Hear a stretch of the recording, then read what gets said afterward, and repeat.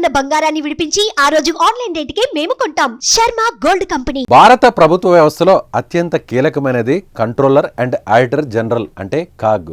ప్రభుత్వాల ఆదాయ వ్యయాల గణాంకాలపై కాగ్ పర్యవేక్షణ ఎప్పుడు ఉంటుంది. రాష్ట్రాల పరిధిలో అసెంబ్లీ సమావేశాలప్పుడు కాగ్ నివేదిక అందిస్తుంది.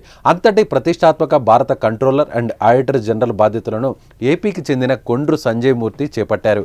కాగ్ అధిపతిగా ప్రమాణ స్వీకారం చేశారు. ఢిల్లీలోని రాష్ట్రపతి భవన్లో జరిగిన కార్యక్రమంలో ప్రెసిడెంట్ ద్రౌపది ముర్ము ఆయన చేత ప్రమాణం చేయించారు.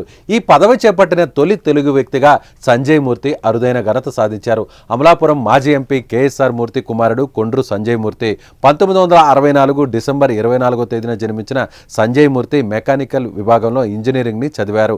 1989లో ఐఏఎస్ అధికారిగా హిమాచల్ ప్రదేశ్ క్యాడర్కు ఎంపికై 1989లో ఐఏఎస్ అధికారిగా హిమాచల్ ప్రదేశ్ క్యాడర్కు ఎంపికై అనంతరం కేంద్ర సర్వీసుల్లో పనిచేశారు. 2021 సెప్టెంబర్ నుంచి జాతీయ ఉన్నత విద్యా కార్యదర్శిగా పనిచేస్తూ కేంద్ర ప్రభుత్వం ప్రవేశపెట్టిన నూతన విద్యా విధానం అమల్లో కీలక పాత్ర పోషించారు. ఈయన ఐఏఎస్ అధికారిగా వచ్చే నెలలో ఉద్యోగ విరమణ చేయాల్సి ఉండగా సంజయ్ సేవలను గుర్తించిన కేంద్ర ప్రభుత్వం ఈ కీలక బాధ్యతలను అప్పగించింది.